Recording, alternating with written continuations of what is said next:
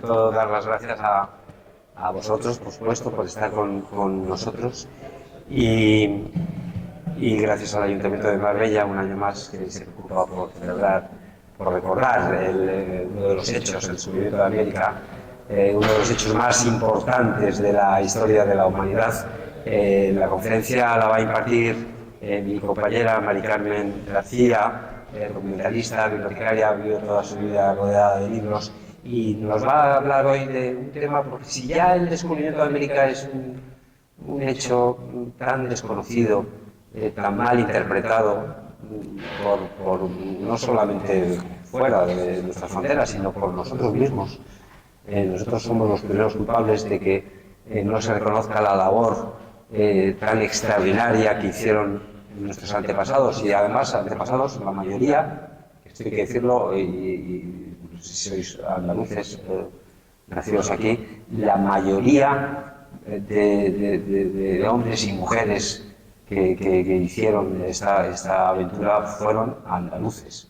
Esto lo podéis decir, tenéis doble orgullo. Una empresa española, pero desde luego los andaluces, sobre todo la zona occidental, mañana lo veremos, también daré yo la conferencia, el papel importantísimo, vital, que fue de Andalucía, de hombres y mujeres, en el descubrimiento de América. Una labor además muy desconocida y que merece la pena hablar, pero hoy merece casi más la pena hablar del papel de las mujeres.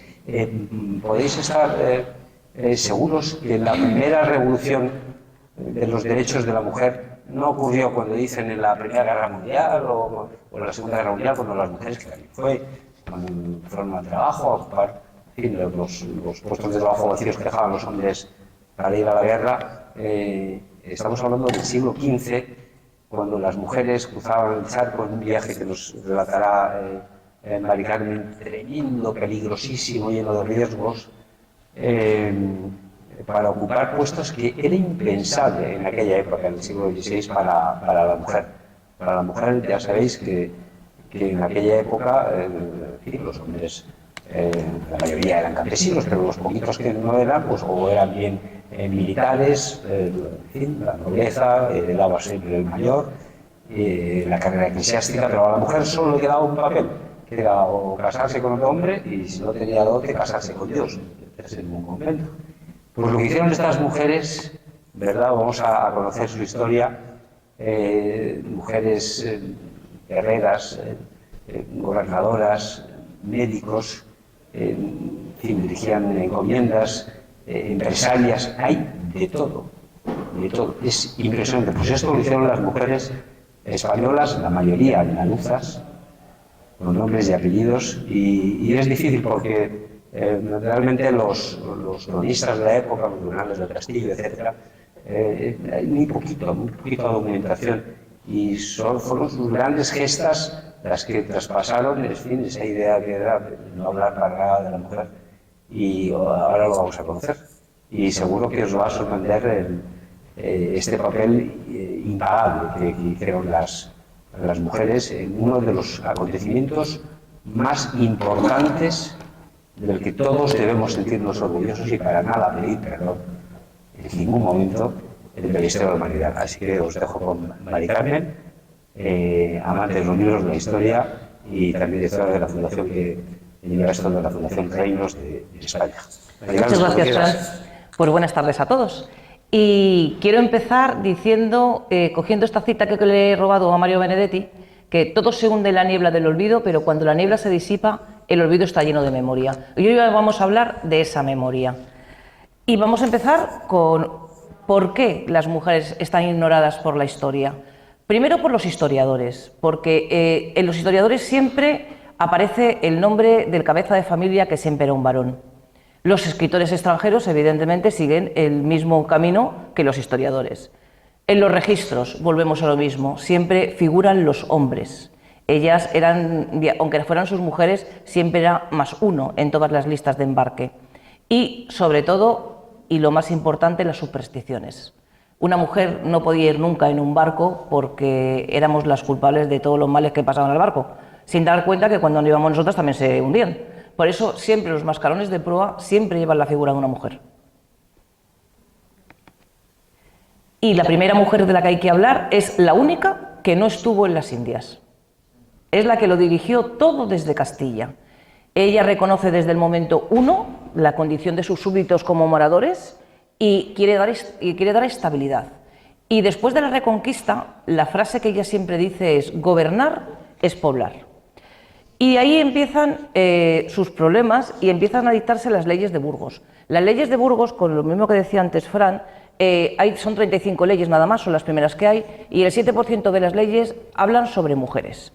Hablan de que se prohíbe que en estado de gravidez las mujeres entren en las minas a partir del 4.º mes, que tienen que estar hasta el 3.er año con sus niños, y claro, si quieren entrar en las minas es solamente por su voluntad, no porque estén obligados como en otros sitios. Y solo se permite tener una esposa, porque os recuerdo que veníamos de 7 años de conquista musulmana, el que se permitían más mujeres, nosotros éramos católicos, y los católicos nada más que tenían una esposa no estaba permitido ni abandonarla, evidentemente estaba prohibida la bigamia y por supuesto el incesto. A partir de 1513 se amplían las leyes de Valladolid, que es una continuación de las de Burgos, y ya el 75% se dedican a las mujeres. Os he puesto esta diapositiva con un cuadro que me gusta muchísimo de Isabel la Católica, representada como Virgen de la Mosca, que se encuentra en la Colegiata de Toro, en Zamora. Y vamos a hablar de dónde empieza el viaje. Os voy a contar cómo era el viaje a las Indias. Y lo primero que hay que decir que es que el viaje, bueno, esto es una imagen panorámica de Sevilla, en 1585, atribuido a Alfonso Sánchez Coelho. El viaje a las Indias no empezaba en Sevilla, en la casa de contratación. El viaje de las Indias empezaba donde vivía el pasajero. ¿Qué pasa? Que la gente de tierra adentro se empeñaba en una aventura a todo o nada, con lo que hacían es que vendían todas sus propiedades y salían andando hasta llegar a Sevilla. ¿Por qué seguramente la gente de la Baja Andalucía, de Cádiz, de Sevilla, de Málaga, estaban más acostumbrados al mar y a los monstruos y a los dragones que se comían de un solo bocado un barco y a las inmensas fábulas que hay de tesoros? Pero la gente de tierra adentro tenía encima el temor al mar. Entonces empezaban a andar y ahí va todo el mundo, gente pobre, gente rica, funcionarios, los virreyes, los gobernadores, todos pasaban ahí. Hay que recordar, y os lo repetiré varias veces durante toda esta conferencia, en que la ruta era eminentemente comercial y no era de pasajeros. O sea, no os figuréis que el barco era como los grandes cruceros de ahora, no. O sea, allí era un espacio vacío, cajas, cajas, cajas, cajas, cajas, y la gente entre medias. No había más. Entonces, como os decía antes, cuanto más alejados estuvieran de Sevilla, más costoso era el viaje. Deciros que hay una anécdota que se cuenta que en 1544 unos monjes de Salamanca iniciaron el viaje, que iban con acemilas, iban hospedados y demás, o sea, que tenían un viaje entre comillas fácil, y tardaron cerca de 33 días en llegar a Sevilla. Eso es un mesecito con esos caminos de Dios. Ya. Con lo que os cuento que la expansión de ultramar entre 1492 y 1600 alcanzó a más de 3,5 millones de kilómetros cuadrados. O sea, todo desde América, desde California hasta el Pacífico fue explorada y cartografiada. Fue la mayor empresa nunca acometida por lo que es primero Castilla, luego España, pero por Castilla. Para la corona era muy importante la presencia de mujeres en América, porque se empezaron a dar cuenta de que nuestros hombres se mezclaban con las indias y empezaban a tener descendencia. Y sobre todo cuando estaban solteros no había ningún problema. El problema es cuando estaban casados, porque habían dejado a sus mujeres que solas, sin saber nada, se tenían que hacer cargo de hijos y resto de parientes, y eran las cabezas de familia, pero no tenían firma para hacerlo. Entonces, la corona que hizo, la mejor manera que hacer es, todos los que estéis aquí casados, tenéis que mandar unas cartitas a vuestras mujeres invitándolas a venir con vosotros. Tenéis 3 años para hacerlo, que parece que es mucho, pero ahora cuando os cuente las expediciones pasaba en breve tiempo, con los que no les quedaba más remedio que acometer el viaje. ¿Por qué no hay datos de las mujeres, como os he dicho antes? Porque las fuentes primarias no las mencionan. Pero sí las fuentes secundarias. ¿Cuáles son las fuentes secundarias? Las fuentes secundarias son las cartas de llamada, son los testamentos, los papeles de notaría, son los privilegios, las encomiendas, las herencias. O sea, se sabe de ellas por cosas que cuentan los cronistas y poco a poco se va tirando de la madeja tan enrollada que tenemos, de la niebla de la memoria. A ver si llegamos. Perdona, María Carmen, yo estoy, como soy hombre, voy a hacer un poquito de abogado del diablo. Claro, no ha contado María Carmen que, claro, los reyes católicos, las leyes obligaban, se ríe, ya lo sabe. Sé lo que vas a contar. Sí, obligaban a los hombres a casarse si querían tener ahí una encomienda y les daban, pues ese plazo que has dicho de 3 años. Esto para las mujeres, para ellos era obligatorio, pero para las mujeres no, por lo cual imagínate ponernos nosotras en su lugar diciendo, este tío se ha alargado a las Indias, que de saber con quién anda, que no hace, que no tal, que no sé qué, y había muchas que no iban. Y yo os voy a leer 2 cartas de los hombres que dicen, esta no viene, y escribían esa. Claro, esto es en... Venga, te dejo que lo leas. Y dice, yo me quedo preso cual Dios me remedie, con unos grillos, son las esposas, y esto, señora, bien se puede haber evitado con vuestra venida. O decía otro, os ruego y encargo que no dejéis de venir, mira que será mi total destrucción si no venís. Los algunas se quedaban en su casita y decían, pues vaya tú, y claro, o sea, que no era fácil. Claro, ¿sabes lo que pasa? Que es que si ellas no acudían a la llamada y iban a las Indias, la encomienda que tuviera su marido se la quitaban. Y claro, él ya había estado allí luchando 2 o 3 años o 5 años. Claro, lo que no contaban es que tenía 5 o 6 niñitos por ahí perdidos, claro. Eso, cuando llegaban las mujeres, se encontraban en el panorama de las familias numerosas, que ella no era la madre. Entonces, es lo que hay. Pues os cuento que Sevilla, en aquella época, era la gran urbe. Allí se juntaba todo lo más granado que había en nuestra España. El arte flamenco, que se expandía por todos los lados, los vinos, las fábricas, sobre todo la cartografía, todos los mapas se hacían en Sevilla. Sevilla era el lugar de encuentro de todo el mundo, era el lugar de encuentro para los que empezaban la gran aventura transoceánica, tanto de pasajeros como cargos públicos que iban a tomar posesión de sus cargos en las Indias, notarios, funcionarios, los clérigos y, por supuesto, los comerciantes, que son, al fin y al cabo, los que levantaron aquella parte de la India. Y la gente de guerra. No os olvidemos de la gente de guerra y las expediciones. Antes os contaba que los caminos eran muy complicados, hasta tal punto de que no se hicieron grandes avances en el siglo XVI y no se podía transportar, por ejemplo, nada de loza, porque llegaba rota. ¿Qué hizo Sevilla? Pues la mayor fábrica de loza en Sevilla. Entonces ellos ya no iban con sus platos, ni iban con sus tazas, ni nada, lo compraban en Sevilla, porque si iba a llegar roto, iban a tirarlo por el camino. Durante la primera mitad del siglo XVI se hacía lo que se llamaba, se viajaba mediante el sistema de navíos sueltos. Eso quiere decir que cualquier embarcación, ya sea de la corona o particular, se hacía a la mar, en cualquier época del año.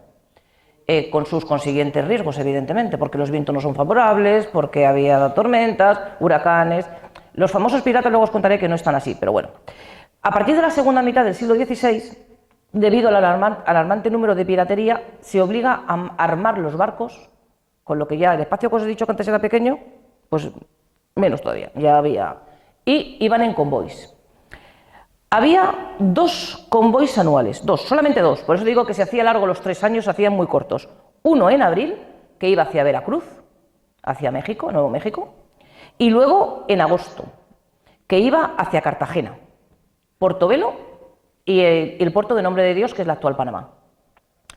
Las 2 rutas invernaban en las Indias y se reunían en marzo, y desde allí volvían desde el puerto de La Habana, regresaban otra vez hacia Sevilla.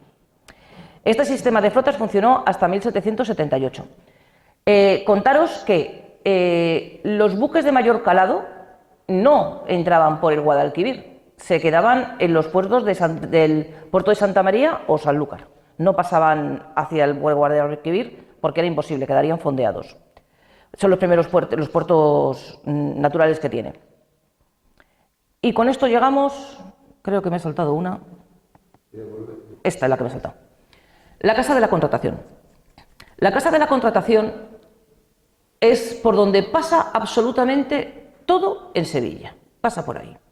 Es un organismo que crean los Reyes Católicos el 20 de enero de 1503. Y allí se encargaban de, bueno, se encargaban de todo, de todo y de todo. Fue tribunal marítimo, criminal, comercial, formaba a los pilotos, cartografiaba las cartas, daba las cartas, daba hacia la lista de los pasajeros, cobraba los pasajes, daba las licencias. ¿Qué más hacía? Yo creo que hacía un poco más, me queda por hacer. Bueno, era una cosa que sí hacía es promovía cualquier invento que a la gente se le ocurriera para alargar la duración de los alimentos en el viaje. Todo eso iba allí y se estudiaba, se probaba todo. Y también crean por primera vez los famosos buzos. Los buzos eran los encargados de recuperar las mercancías de los buques que se hundían, sobre todo en el río, porque claro, a la salida del Guadalquivir al mar, ahí se hundían muchísimos barcos. Los buzos se encargaban de ello y ellos también estaban regidos por la Casa de la Contratación. Durante el siglo XVI hasta la primera mitad del siglo XVII, o sea, durante siglo y medio, se estima que 450.000 españoles fueron a las Indias. De esos, entre el 20 y el 30% fueron mujeres. Eso significa que fueron entre 90.000 y 135.000 mujeres. No os voy a contar de cuántas se sabe de estas porque es para ponerse a llorar. Entonces, voy a saltármelo. ¿Por qué sabemos esto? Sobre todo por dos vías. Uno, el Archivo General de Indias y dos, las cartas privadas de inmigrantes a Indias de 1540 a 1616. Son 650 cartas, con nombre y apellidos, transcritas por un editor que se llama Eduardo Ote, que las recopiló todas. Las cartas se conservan por varias razones, porque están los expedientes de las licencias para poder viajar, y en esas licencias había que poner las famosas cartas que mandaban los maridos. Era obligatorio que los pasajeros supiesen que allí iban a ser mantenidos, sobre todo las mujeres, que iban a ser una manutención y un bienestar económico, porque por eso viajaban. Es más, el 14 de agosto de 1509, Fernando el Católico ordenó que cualquier persona, cualquier oficial, no podía impedir que mandaran cartas inclusive al rey y a sus familiares. Por eso en España lo de escribir al rey era muy común, porque es que lo recibían y lo contestaban y lo archivaban. Y luego después, años después, su nieto Carlos I, el 15 de febrero de 1521, lo confirma. O sea, siempre hay una completamente... las cartas van, las cartas vienen durante barcos. Evidentemente algunas cartas se perdían, pero los expedientes están completos y todos están en el Archivo de Indias de Sevilla. Como os he dicho antes, el viaje, cuanto más lejos estuviera de Sevilla, más caro era, porque Sevilla no era barata para vivir. Y sobre todo porque como nada más que había dos flotas, había que ver cuándo se viajaba y cuándo no se viajaba. Podías llegar a Sevilla en el mes de enero y resultar que en abril no podías viajar porque no tenías los papeles. ¿Qué papeles te pedían?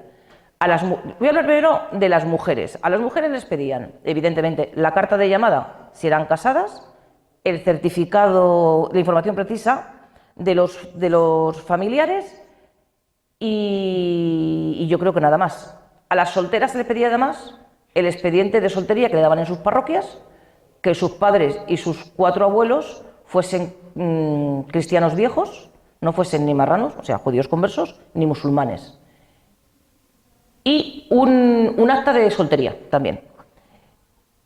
Y mientras estaban esperando allí, las que tenían carta de llamada siempre tenían pequeños avisos de los familiares diciendo: cuando llegues allí, por favor, cuida el vestir, cómprate 2 trajes, uno de domingo, otro de vestir, porque aquí, o sea, estaba muy bien visto que la mujer vistiera bien. Pero claro, lo que no se daban cuenta es que tenían 3 meses de barquito y el barco, ahora os contaré, que dormían vestidos, con lo que el salitre destrozaba toda la ropa. Entonces, llevaban un viaje durante los 3 meses para tirarlo, porque es que no se podía recuperar nada. Tenían que, aparte de vivir, cuando consiguieran licencia, tenían que ahorrar, por decirlo de alguna manera, y preparar el malotaje. ¿Qué es el malotaje? El malotaje son las viandas que tenían que llevar en los barcos cada persona para su consumo propio, excepto el agua. Entonces, el malotaje, yo aquí tengo una lista que os puedo leer, que son piernas de carnero hechas cecina, una docena de quesos, un quintal de bizcochos. El bizcocho es una galleta que es harina que está metida en el horno, que está fermentada, se endurece y se vuelve otra vez a hornear, con lo que no es que sea una pasta, es que eso es para tener una piedra. Pero claro, con un poquito de agua o un poquito de vino, mojándolo, era una galleta, lo llamaban una galleta. Algunas aves, una roba de aceite, otra de vinagre, una docena de botellas de vino, aceitunas, almendras, pasas, higos, avellanas, nueces, garbanzo, arroz, miel y azúcar y conservas, porque todo es menester en la mar. Pero claro, al principio las carnes frescas muy bien, pero si no, no. Bueno, pues ya que estamos allí, tenemos la licencia para viajar. Y se supone que ya como tenemos la licencia, está ya todo correcto, ¿no? Tenemos el malotaje, la licencia, todos los papeles hechos, pues no. Hay que negociar con los capitanes el coste del viaje. Quien tenía dinero lo pagaba y quien no tenía dinero podía trabajar con los oficios que había en la mar. No todo el mundo valía, o sea, sí verían carpinteros, gente que había que ponerse en la piel de esos viajeros que habían roto con todo y no tenían nada, entonces tenían que ver cómo iban. Sigo insistiendo que es una ruta comercial, o sea que los pasajes se pagaban como se podían.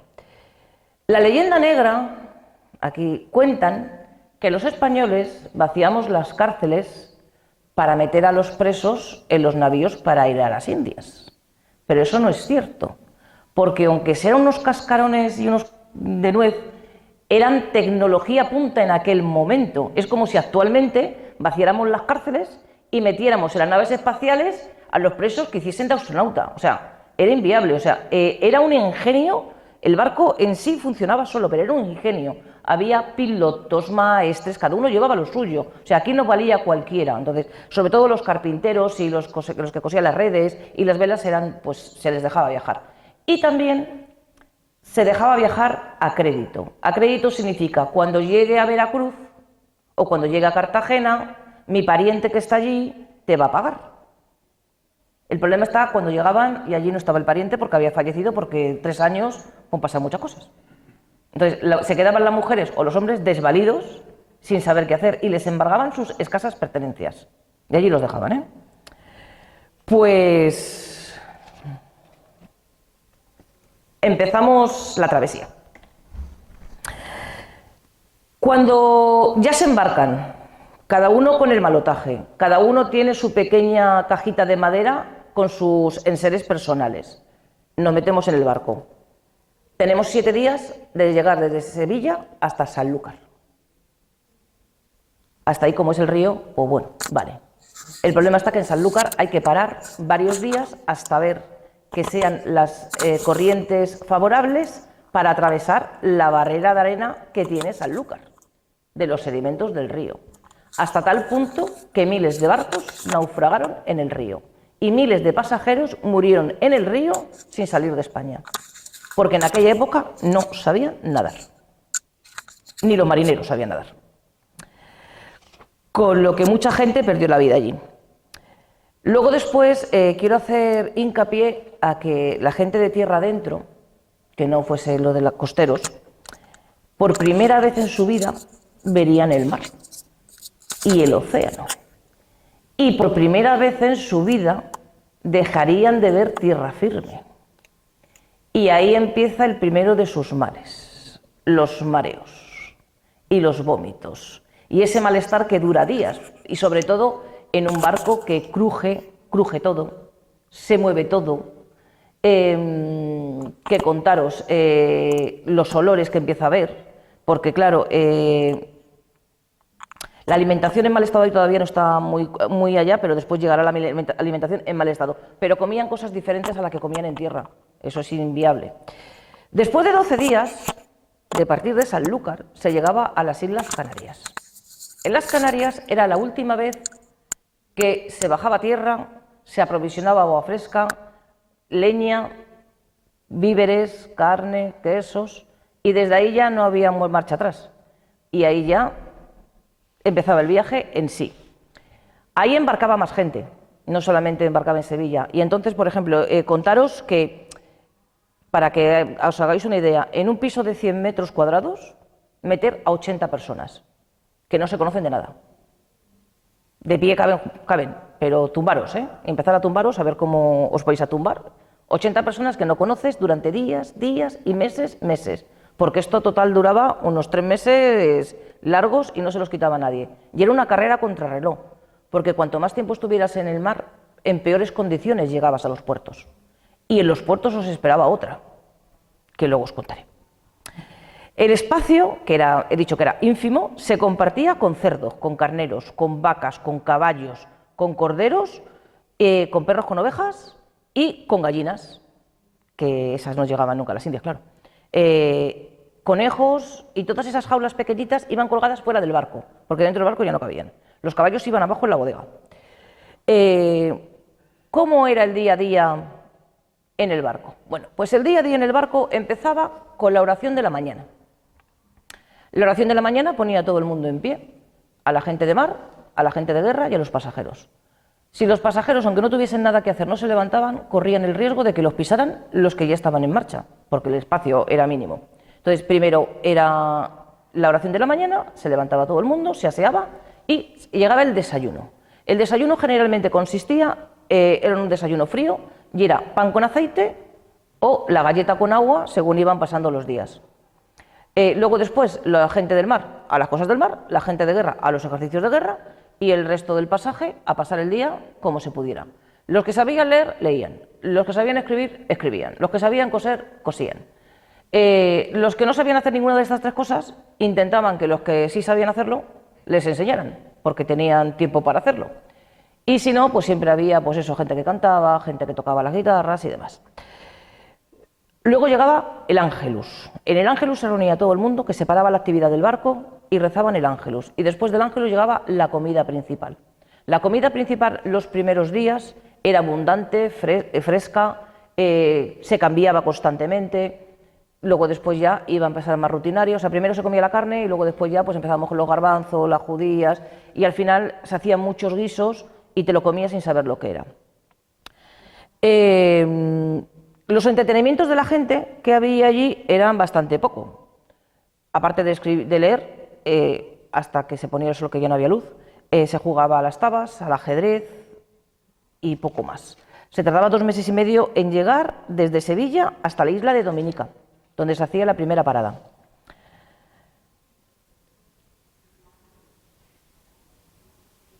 Cada quien cocinaba lo suyo y después se hacían comidas en común.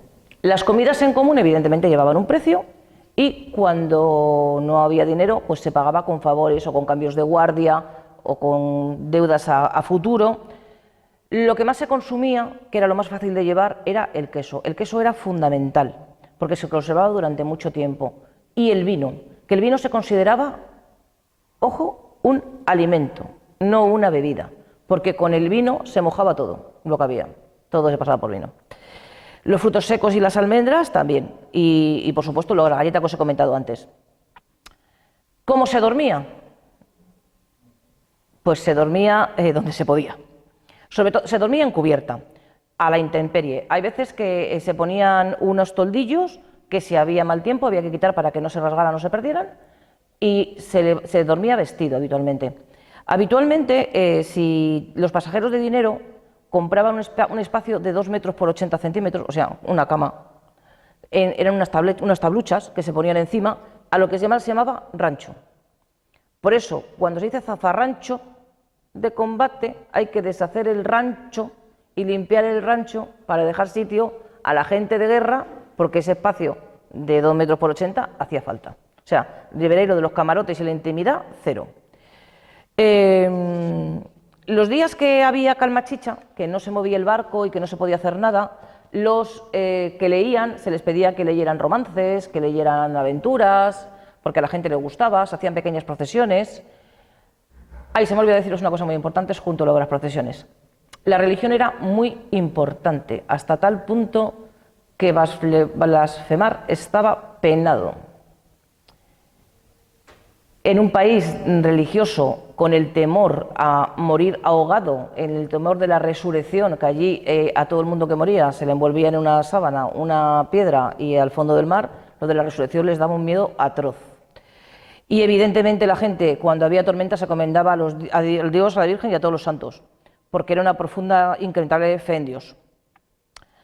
La gente de mar no solía llevarse bien con la gente de guerra, y los pasajeros desconfiaban de ambos, porque no eran gente como la que convivir.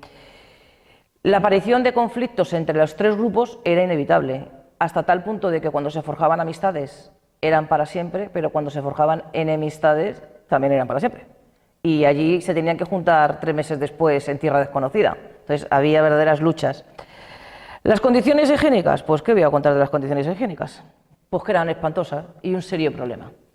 Las necesidades se hacían en unos agujeros de tablas que se ponían en popa, que es la parte de atrás del barco, que se llamaban jardines. Y el agua y el oleaje hacían de papel higiénico, básicamente. Para la mujer, bueno, se ataban porque había riesgo de caerse y de morir ahogado, porque claro, el barco no paraba, o sea, el barco seguía. Las mujeres lo tenían todavía peor, porque claro, estaban a la vista de todo el mundo. Entonces, la verdad que el viajecito tenía que ser tremendo, y sobre todo que había que atarles.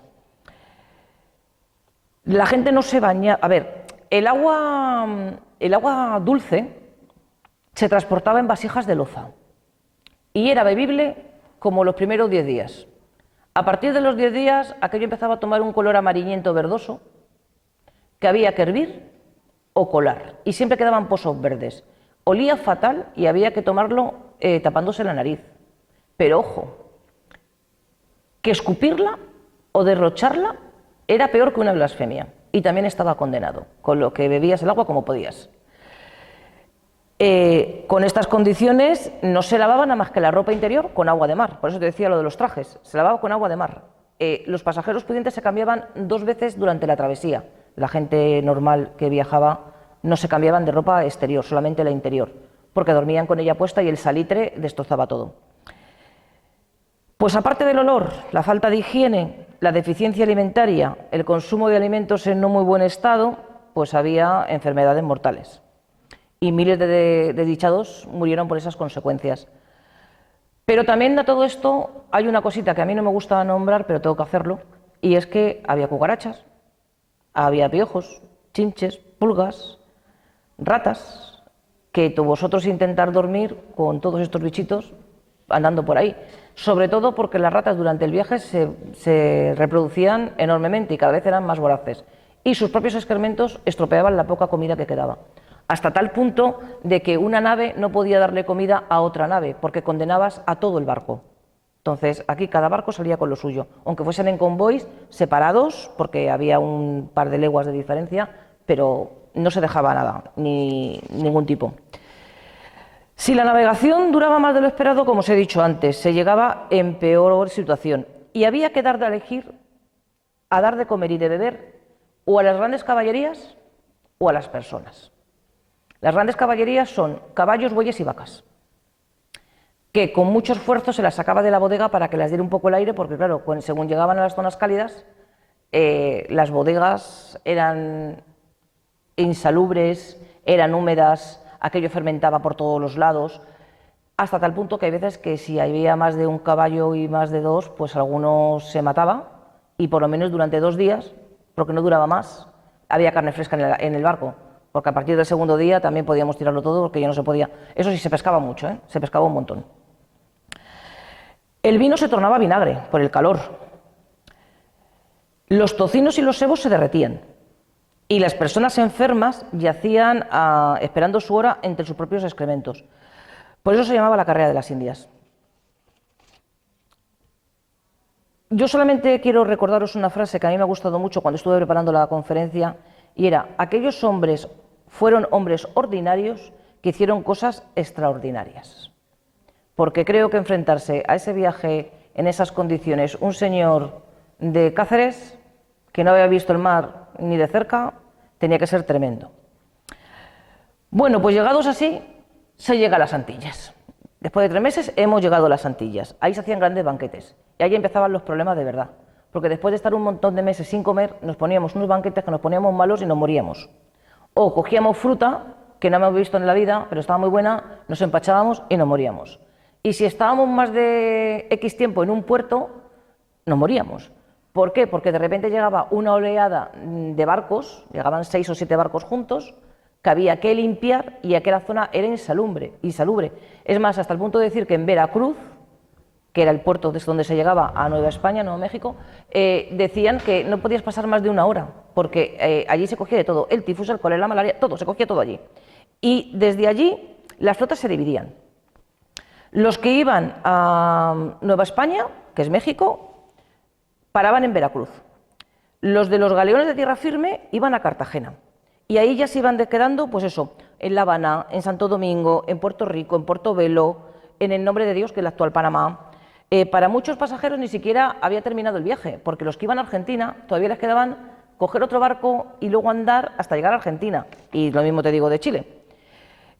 Por ejemplo, quien iba a la capital del virreinato, a Nuevo México, a la opulenta capital del virreinato, tardaba 21 días desde Veracruz. Os recuerdo cómo llegaba la gente, que no podía ni respirar casi. Y claro, acostúmbrate al clima, acostúmbrate a la vegetación, acostúmbrate a los animales. Y claro, aquí quiero hacer hincapié en el papel de las mujeres en la travesía. El papel de las mujeres en la travesía, pues mira, muchos cabezas de familia que querían ir mandaban cartas y decían, por favor, queremos que la mujer pase acompañada por una mujer honrada, más vieja que moza, o por un hombre de bien. Que el hombre de bien que acompañe a la mujer tiene que ser un hombre derecho, porque la gente que viene por mar y el viaje es largo y la gente del mar es ruin. Eso es lo que recomendaban los padres cuando tenían que viajar sus hijas. Y aparte de eso, durante el día las mujeres estaban todas unidas para que no pasara nada, pero por las noches, pues evidentemente había riesgos de sufrir abusos e inclusive violaciones. Y puestos aquí, que ya estamos ahí en tierra, ya estamos en tierra firme, que me he saltado la... Os quiero contar que hay 2 grandes expediciones de mujeres, una que es en el año 1509, la de Diego de Colón, el hijo del almirante, hacia la Española, y otra en el año 1550, la expedición liderada por Mencía Calderón, de la que luego hablaremos, ¿vale? Y aquí os dejo un porcentaje de los siglos, de los años y de lo que había. Ahí salen las 135.000 mujeres. Luego lo paso. Aquí he dividido el resto de la exposición, de la conferencia, en profesiones. Entonces, estas son las guerreras con espada y rodela. Estas 12 mujeres que hay aquí estuvieron con Hernán Cortés en la Noche Triste. Y de ellas se sabe porque figuran en que han tenido encomiendas, han tenido reconocimientos o han tenido algo. Y voy a hablar de 4 o 5, ¿vale? María Estrada. María Estrada nace en Sevilla y es una soldado española que viajó a la conquista junto a Hernán Cortés. Esta es andaluza, de procedencia judía, criada por gitanos, y viajó en 1509 acompañado de su hermano Francisco, que era grumete de Colón. Por eso viajó, porque si no, debido a la ley de Cristiano Viejo, no hubiera podido viajar. Da la mala suerte de que esta mujer, pues resulta que, ¿cómo se llama? Naufraga con los indios taínos en Cuba. Y después de estar 2 años sufriendo vejaciones, pues es liberada. Es liberada y se casa con Pedro Sánchez de Farfán y pasa a México. Y cuando pasan a México, pues intervienen con Hernán Cortés en la Noche Triste. Fue una de las 12 mujeres que estuvieron en la batalla. Y cuentan las crónicas, que lo voy a leer porque esto sí que es largo. Según la crónica de Fray Torquemada, María se armó entonces como un soldado más y se unió a los combatientes que cubrían la evacuación, en la cual, con una espada y una rodela en las manos, hizo hechos maravillosos y se entraba por los enemigos con tanto coraje y ánimo como si fuera uno de los más valientes hombres del mundo, olvidando que era una mujer y revestida del valor que en casos semejantes suelen tener hombres de valor y honra. Y fueron tantas las maravillas y cosas que hizo que puso en espanto y asombro a cuantos la miraban. Os quiero contar que todas las mujeres de las que vamos a hablar van vestidas de mujer, en ningún momento van vestidas de hombre. Todas van vestidas de mujer, o sea, iban con la cota de mar y la falda. Y la rodela es el escudo. es un escudo. María Estrada. Este lienzo de aquí es el lienzo de Tenochtitlán. Y en la lámina 18, esto es una mujer. Esto creo que tiene un puntero láser. Que no va. No. Pues esto de aquí es una mujer con Hernán Cortés. ¿El amarillo? Esta de aquí, no. Ahí, hay dos figuras, perdón. De la otra, ya. Ella es María Estrada y este es Hernán Cortés. Estrada. Tenochtitlán. Sí. Bueno, pues Hernán Cortés la recompensa con una encomienda y pasó a ser una mujer rica. Y estuvo peleando hasta el final, hasta tal punto que escribe a Carlos I y le dice que paga muchos impuestos, que a ver si es más bueno con ella, que paga mucho y que no quiera. Se casa con Alonso Martín Partidor y fundan la que es hoy la ciudad de Los Ángeles, en 1531. Muere con 50 años por el cólera. Fue enterrada en la Catedral de Puebla, aunque se desconoce su paradero porque, como ha habido remodelaciones de la catedral, han desaparecido sus huesos. Esta es amable. Isabel Rodríguez. Isabel Rodríguez es una mujer que acompaña a Hernán durante la conquista de México. Es pionera en la medicina de guerra. Ante el elevado número de heridos, Isabel decide crear un cuerpo de enfermería, al estilo del que creó Isabel la Católica en la toma de Granada. Entonces, para que los heridos se recuperaran cuanto antes. Y empezó a entrenar voluntariamente a mujeres que le ayudaran en el cometido, porque veían que si los atendían en ese momento, bien con aceites, bien con hierbas, los hombres se recuperaban antes y podían entrar antes otra vez en batalla. Y estábamos en medio de una guerra con los mexicas. El cuerpo de enfermeras que creó empezó a acompañar a los expedicionarios en todos los desplazamientos y en todas las batallas. Hasta tal punto que esto llegó a la corona y la concedió el título de médico honorario, una profesión hasta entonces que solo hacían los varones, y le dejó ejercer en Nueva España. Se estableció con su segundo marido, después de morir el primero, y tuvo una encomienda por méritos de guerra y practicó la medicina hasta el final de sus días. No se sabe más. Beatriz Palacios La Parda. Esta es una señora andaluza de origen africano. Era una mulata libre casada con Pedro Escobar y hacía las mismas funciones que los hombres, o sea, hacía vigilias, hacía, sobre todo lo que llevaba ella era, organizaba la logística de la expedición, encargarse de las comidas, de las medicinas, de los medicamentos. Trabajó bajo las órdenes de Isabel Rodríguez, la anterior, era su jefa, o sea, es una de las que forma parte de él.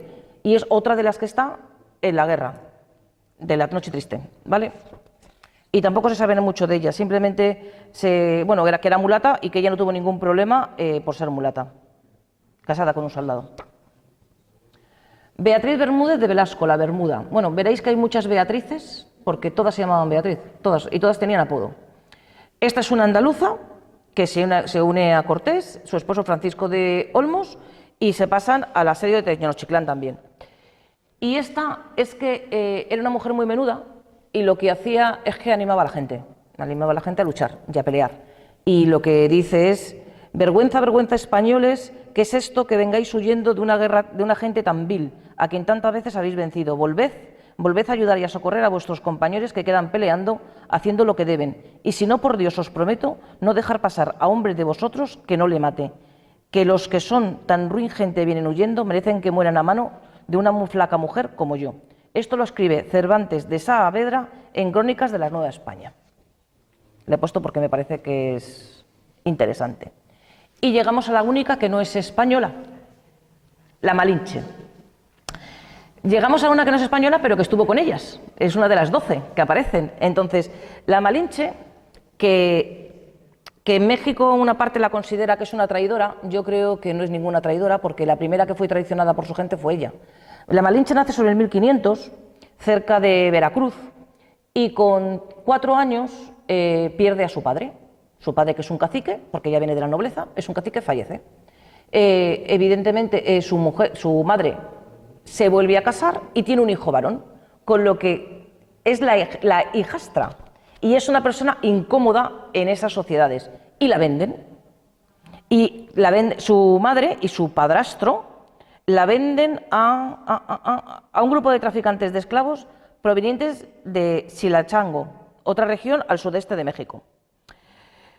Claro, con tan poquitos años, la Malinche, o Malina, habla con fluidez la lengua maya, yucateca y por su nativo náhuatl, con lo que es una mujer bastante cultivada, por lo menos se sabe defender. Malinali fue regalada a Hernán Cortés después de la derrota de los tabasqueños en la batalla de Cetla, el 14 de marzo del 19, junto con otras 19, unas piezas de oro y un juego de mantas. O sea, era una esclava más. Cuando se dio cuenta, bueno, como intérprete, entonces Cortés se queda con Malinche como intérprete del idioma maya, porque también tenía a otro intérprete que se llama Jerónimo de Aguilar, que había naufragado en el mar Caribe y sobrevivido residiendo 8 años con los mayas, con lo que tenía dos, uno que traducía del castellano al maya y otro del maya, ¿cómo era? Traducción del maya español, mediante 3 lenguas, hasta que Malinche aprende castellano. Malinche, ¿qué es lo que hace? Malinche lo que hace es que enseña a Cortés las costumbres de su pueblo. Por eso Cortés puede defender y puede ganar las batallas, porque Malinche le cuenta cómo se hace, cómo no se hace, lo que tiene que hacer, lo que tiene que decir. Evidentemente, Cortés ya estaba casado y a doña Marina la casa con un capitán suyo, que es don Juan de Jaramillo, con el que tiene una hija, María de Jaramillo. Y después Cortés le hace falta que la vuelvan a llevar a Honduras y se la vuelva a llevar otra vez de intérprete. Y después le consigue una encomienda hasta que fallece muy joven. Exploradoras fundadoras de ciudades. Inés Suárez, Mencía Calderón, Isabel Barreto y Ana de Ayala. Inés Suárez, bueno, esta Inés Suárez, me imagino que algunos conoceréis la historia, es de Plasencia. Ella se casa joven, es una persona que no le gusta, bueno, su madre muere joven y ella cosía, era costurera. Y nada más que tenía una hermana que se llamaba Asunción, porque esta señora pues resulta que no era muy sociable, no todo el mundo se lleva bien con todo el mundo. Entonces se casa con 19 años con un señor que se llama Juan de Málaga y después de 5 años sin saber de él, pues le pide al rey, por favor, que la deje viajar. La deja viajar gratis, ella tiene que presentar los certificados de que está casada, de que es cristiana vieja, todo lo demás, pero la deja viajar gratis.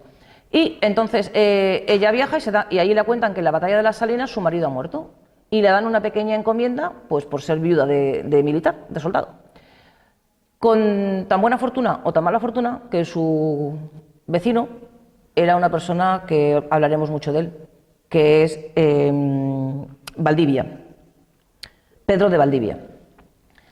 Pedro de Valdivia, decide irse a Chile y entonces le pide permiso al rey que si la puede llevar con ella, que todavía no eran amantes, que si se la puede llevar y le dice que sí, pero que se la lleve pues eso, como ama de casa, como la comida, para los alimentos, para todo esto.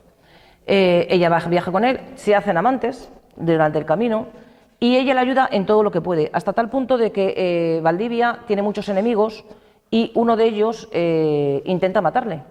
Intenta entrar en la tienda donde están ellos dos, sin saber que Valdivia no estaba y Inés sí, y desde entonces se convierte en la sombra de Valdivia donde fuese. Cruzan el desierto, ella es un poco zahorí, encuentra agua. Actualmente hay un punto en el desierto de Atacama que se llama la Aguada de Doña Inés, todavía perdura. Hasta que fundan el Santiago de Nueva Extremadura. Cuando consiguen fundar la ciudad, los indios que están alrededor, que eran los mapuches, que eran bastante brutitos, ellos muy díscolos, pues todo lo que había alrededor de la ciudad, alrededor era tierra quemada, para que no cultivaran nada. Entonces, cada vez que Valdivia salía a sofocar, había rencillas, había flechas, había de todo. Total, que Valdivia en una encerrona de estas consigue retener a 7 caciques. Le llaman que hay una insurrección, salen y dicen, esto es una trampa, para que salga para liberarlos. Y doña Inés dijo, es imposible que nosotros, que somos 40, venzamos a 2000, es que es imposible. ¿Y qué hace doña Inés? Pues que lo mejor es matar a los caciques. ¿Pero cómo lo vas a hacer? Pues así, coge una espada y los decapita. Y tira las 7 cabezas por encima de la muralla. A ese hecho, todos los indios se marcharon. Y gracias a eso se salvaron la vida. Y ya fundaron Santiago de Chile un poquito más lejos. Años después, Valdivia por esto le da una encomienda. Pues durante el ataque la labor de doña Inés, que consistía pues, en atender heridos, curar heridas, palabras de ánimo si estaban falleciendo, llevaba agua, llevaba víveres, inclusive ayudaba a montar a caballo a los que no podían. ¿Y qué más os puedo contar de doña Inés que no sepa? Bueno, no os he contado, pero toda esta gente que estaba en las Indias, cuando dejaba los cargos importantes, tenían un año que se llamaban juicios de residencia. Y el juicio de residencia tiene que estar un año pendiente de la gente que les acusaba, que no les acusaba, eran pleitos que se tenían que solucionar. Bueno, pues cuando tuvo su juicio de residencia, Valdivia tenía 57 cargos. Y 11 eran sobre Inés. ¿Cómo se soluciona? Muy sencillo. Inés mandó llamar a su mujer para que fuera con él y casó a Inés con un capitán suyo, Rodrigo de Quiroga, que es el que aparece aquí. Tenía una encomienda por méritos de guerra y falleció con 75 años, bastante longeva. Y está enterrada ahí en Nuevo Chile. La verdad que en Chile la reconsideran muy bien. Mencía Calderón. Bueno, esta señora es la que os he dicho antes, que monta el segundo convoy de mujeres.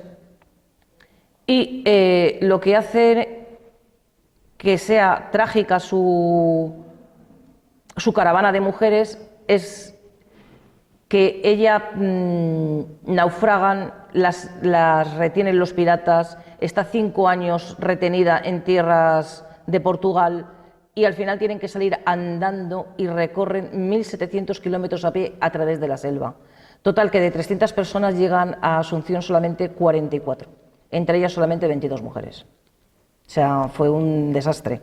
Eso sí, Mencía Calderón, que llevó a sus hijas, casi todas se salvaron y las casó muy bien. O sea, tiene un estirpe importante.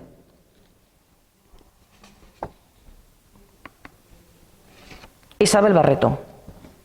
Isabel Barreto es la única mujer almirante que tenemos en la historia de España. Isabel Barreto, que por cierto es peruana, no es española. Yo pensaba que había nacido en Pontevedra, pero las últimas noticias que me llegan y lo último que he estado investigando es nacida en Perú, nacida y muerta en Perú. Ella se casa y embarca con su marido y con un par de hermanos. Y la expedición consta de 378 hombres de mar y guerra y 98 mujeres, en el que iban 3 hermanos de Isabel y un cronista. Descubren las Marquesas. En las Marquesas su marido Mendaña fallece y la nombra gobernadora de las islas. Y el hermano de esta le nombra almirante de la expedición. Con tan mala suerte que a los 3 días de morir el marido, muere el hermano. Con lo que al final se queda ella siendo la adelantada del mar Océano. Se casa el mismo año con otro general, con Fernando de Castro, y les lleva primero a Acapulco, que es hoy México, y después a la Capitanía de Chile y Argentina. Y fallece en 1612. Es la primera mujer que ha atravesado entero el Océano Pacífico. Eso sí, tenía un pelín de mano dura, tenía un carácter insoportable, inclusive la anécdota cuentan que uno de sus hombres bajó a tierra a coger un coco porque su mujer había tenido un bebé, ella había dicho que no podía bajar nadie a tierra y según subió el señor con el coco para su bebé, lo colgó del palo mayor. O sea, ella dice que había que tener un pelín mano dura para la gente de mar, que eran levantiscos. Sí, sí. Ana de Ayala de Orellana. El origen de esta señora es un misterio.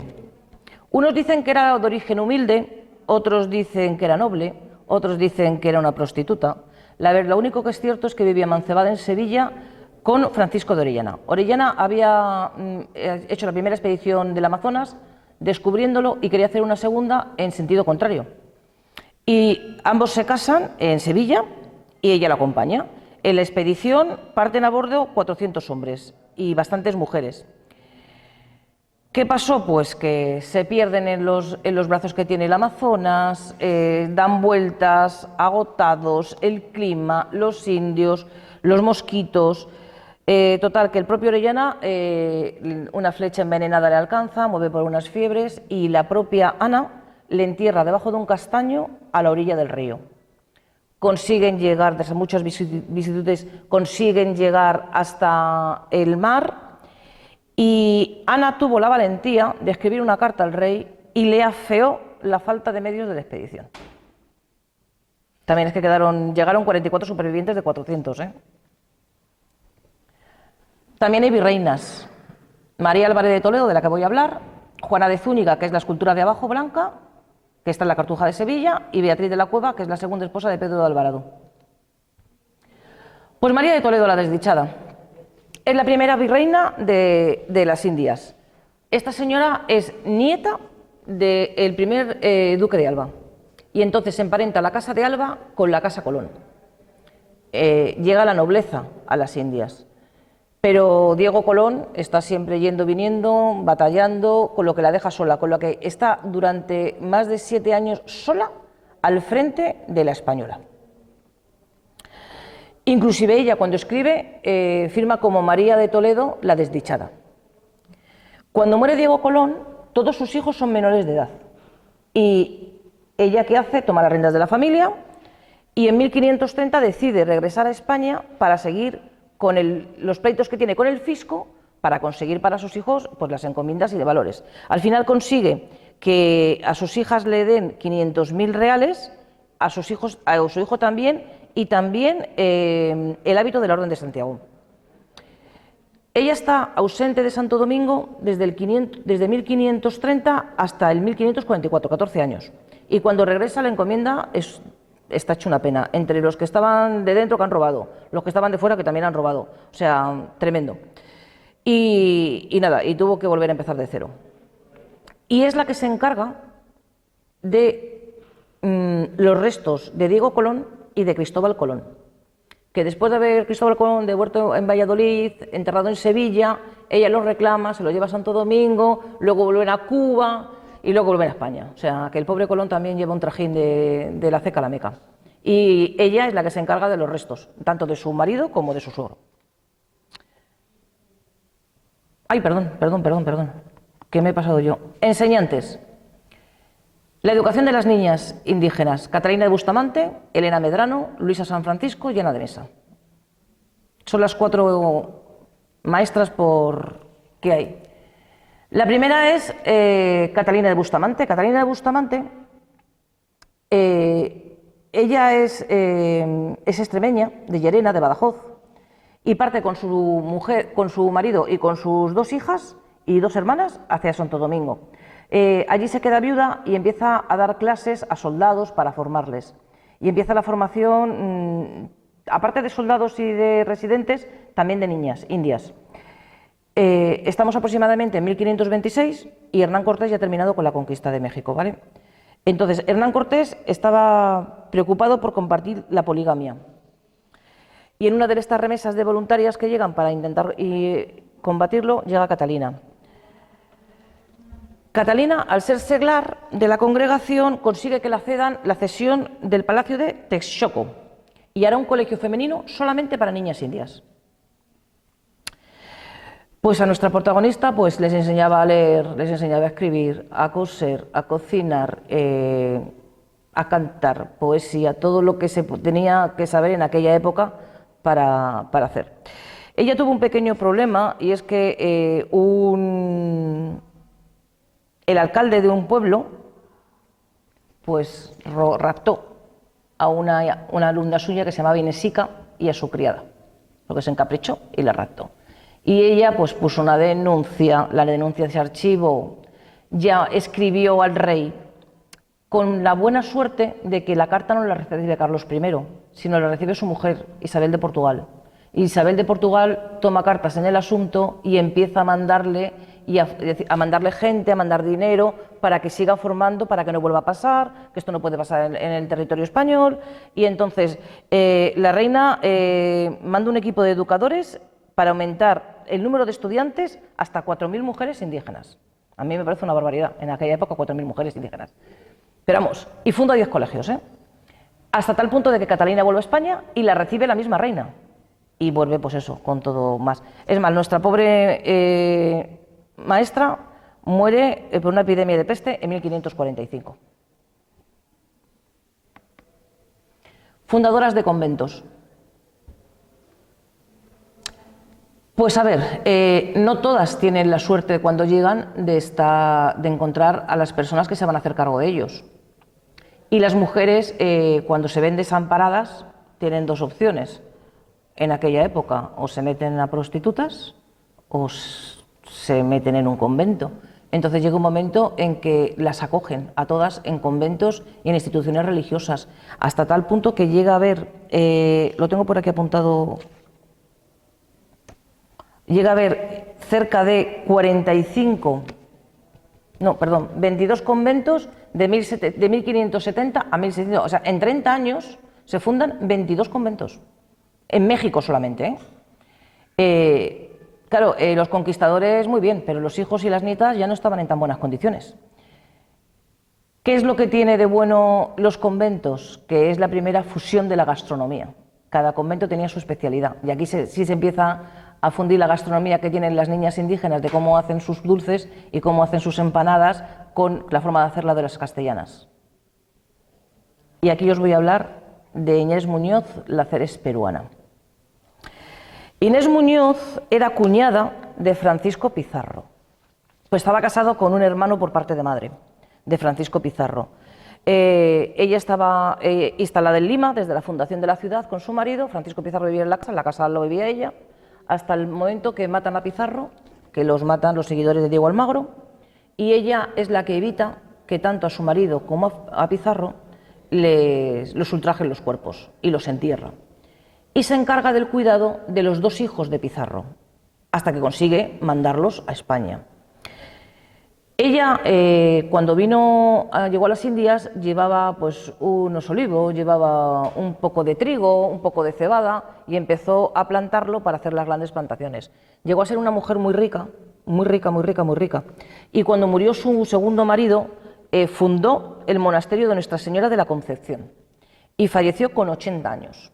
Y está enterrada ahí, en la iglesia que está en la avenida Banca y que todavía existe. Y esto en un principio, señores, es la conferencia, pero a mí me queda una señora de la que hablar que a mí me gusta mucho, que es lo contrario de todas las que hemos escuchado ahora. Catalina de Arauso no es ni extremeña ni andaluza, como todas las que hemos hablado ahora. Ella es vasca, es de San Sebastián. Y con 4 años su familia la mete en un convento dominico porque era una práctica habitual en la época para que le enseñaran a ser una mujer de bien y porque la niña era un poquito difícil. La metieron en el convento a ella y a sus hermanas. Como veían que no podían con ella porque tenía un carácter así explosivo, pues ¿qué hicieron? Pues la llevaron al monasterio de San Bartolomé, en San Sebastián, que las normas eran mucho más estrictas. Bueno, hasta ahí todo bien. Estaba siempre castigada porque siempre se pegaba. La cogió Jeriza a una compañera suya, una viuda que se había metido en el convento, y se pegaba con ella todos los días. O sea, y al final terminó en una celda. Hasta tal punto que el 19 de marzo de 1600, se encuentra sin querer en un gancho la llave del convento, porque le habían llamado y no sé qué, y coge las llaves y se va. Con un hábito que tenía, se hace unas ropas de hombre y se va. Esta es la primera mujer trans de la historia. Estaba vestida de hombre desde los 19 años. O sea, va vestida de hombre siempre. Siempre va de hombre. Inclusive adopta nombres de hombre. Bueno, pues Catalina se va, esconde el hábito, y a partir de ahí empieza una vida de prófuga. Ya no hace nada bueno. Ya, señores, no hace nada bueno. En Vitoria se encuentra con un doctor con el que está 3 meses, se cansa de él y se va. Se fuga y llega a Valladolid.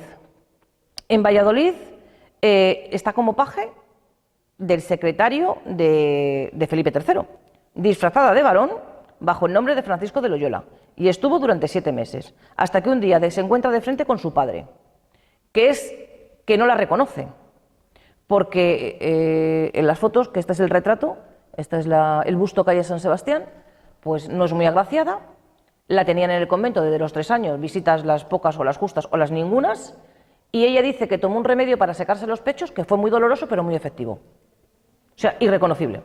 Sí, esta señora, irreconocible. Con lo que, como se encuentra con su padre, que dice que está penado porque ha perdido a su hija, que si le puede dar noticias de él, y este se cayó, huyó de Valladolid y volvió a Bilbao. Allí tuvo un altercado con unos hombres, con unos jóvenes que intentaron asaltarla, y esta pues toma una piedra, lanza una piedra, hace una herida y la meten en la cárcel por primera vez. La metieron en la cárcel 9 veces, 9 veces, y estuvo condenada a muerte 8. O sea que, en fin. Bueno, estuvo arrestada y 1 mes de prisión hasta que el joven sanó, porque aquí tenían costumbre de que si te herían, cuando sanabas te soltaban, si no, ahí está. Entonces, cuando sana después, como es una pedrada, pues estuvo 1 mes. Cuando salió de la cárcel, se fue a Navarra y allí consigue trabajo como paje de Alonso de Arellano. En esa casa sirve 2 años y dice, porque de aquí sí hay memorias, porque ella escribe sus memorias, de ella dice que estaba bien tratada y bien vestida, y se fue porque quiso. 2 años, o sea, eso le picaba el sitio, culo de mal asiento. Regresa a San Sebastián y estuvo pendiente de familiares para ver si la reconocía, no la reconocía, antigua misa. Entonces, pasado el tiempo, llega al puerto de Pasajes, de donde es Blas de Lezo, y allí se encuentra con el capitán Miguel Berroiz, que la lleva a Sevilla, y allí ya está como grumete en un galeón con el capitán Eguino, que era primo hermano de su madre. O sea, es que aquí nadie la conocía. Nadie conocía a Catalina. Y se embarca, según sus memorias, el lunes santo del año 1603 rumbo a América. O sea que esta también la picó el gusanillo. Pues lo primero que llega es que llega a Venezuela. Y de ahí parten a Cartagena de Indias y a Nombre de Dios, que es la actual Panamá, donde estuvieron 9 días. Cuando embarcan La Plata y una vez listo para regresar, Catalina mata a su tío de un disparo y le roba 500 pesos. Ellos, cuando sale, le dicen, mi tío me ha mandado un encargo, que ahora vengo. Y el barco parte sin Catalina 1 hora después. Y con el tío muerto, claro. En Saña tuvo un pleito con un joven. Porque esta es divertida. En un corral de comedias, porque ya había corrales de comedias, ella está sentada, viene un señor y dice que no la deja ver, total, que le pega un navajazo. Con lo que evidentemente le corta la cara al chico, ya no es una pedrada, ya le corta la cara, con lo que fue llevado a la cárcel.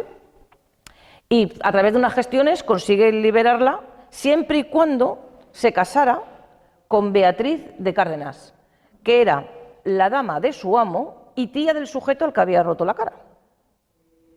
Claro, ella evidentemente dijo que naranja de la China, con lo que huye.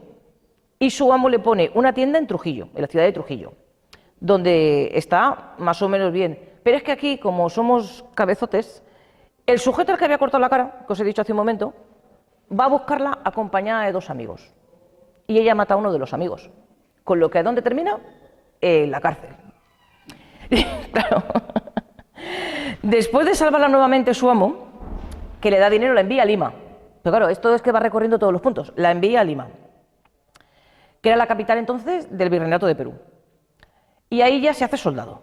¿Vale? Entonces, aquí es donde consigue ella, en la batalla de Purén, el grado de alférez. Y en la siguiente batalla, cuando muere su capitán, ella toma el mando y gana la batalla. Pero debido a las múltiples quejas que existen de sus compañeros, no la ascienden de grado y la dejan en alférez, porque era muy cruel con los indios. Con eso os digo todo del carácter de nuestra querida Catalina. En Concepción, asesina al auditor general de la ciudad, por lo que fue encerrada en una iglesia otros 6 meses. Tras ser liberada, asesina en un duelo a su hermano Miguel, con lo que, siendo nuevamente encarcelada, 8 meses. Pasa a Argentina a través de una ruta difícil, la recoge a alguien medio moribunda, con lo que en Tucumán se promete matrimonio con 2 jóvenes, no con una, se promete con 2. Una, que es la hija de la viuda que la ha atendido, que es pobre, y luego se compromete con la sobrina de un canónigo. La sobrina del canónigo la viste espléndidamente con paños de Holanda. Ella huye llevándose la ropa de Holanda, pero no se casa con ninguna de las dos, por motivos obvios. Claro, se le llevó todo en prenda de amor, se lo llevó todo. Se marcha a Potosí, y allí en Potosí, allí, fíjate tú, fue acusada de un delito que no ha cometido. Y fue torturada y finalmente puesta en libertad, porque se demostró que no lo había cometido. Pero claro, un nuevo pleito lo obliga a refugiarse en una iglesia y condenada a muerte, ahí es cuando ya le declara al obispo de que es una mujer, por primera vez. Cuando dice que es una mujer, para pedir clemencia, ella no sabe qué hacer, el obispo no sabe qué hacer. ¿Y qué hace? Pues manda un grupo de matronas para que, por favor, digan si esta señora es una mujer o no es una mujer. Pues claro, el físico no la acompañaba, la pobre. Y descubren que es una mujer y que es virgen. Y el obispo ahí dice, bueno, esto te voy a mandar a España porque esto aquí yo no lo puedo solucionar. La mandan a España. Ahí la recibe Felipe IV. Felipe IV, que la mantuvo la graduación de alférez y por eso se la conoce por la monja alférez, y le permite utilizar el nombre masculino y le da una pensión. Las aventuras de Catalina, como ella las redacta cuando vuelve en el barco, redacta todo esto, pues las imprimen, se editan y llega a los oídos hasta el Papa Urbano VIII. Y Urbano VIII la llama para que vaya a Roma para recibirle. Y es el que la deja vestir de hombre, señores. Urbano VIII. Y desde entonces viste y firma como hombre. Vuelve otra vez a las Indias y monta un pequeño comercio de arriero de mulas, de burros, para llevar mercancías. Fallece en Chotacla y está en la que es hoy la iglesia de San Juan de Dios de la ciudad de Orizaba, Veracruz, México. Y con esto yo acabo. Y bueno, y me he dejado cosas en el tintero, pero es que veía que ya me estaban haciendo señas. Gracias.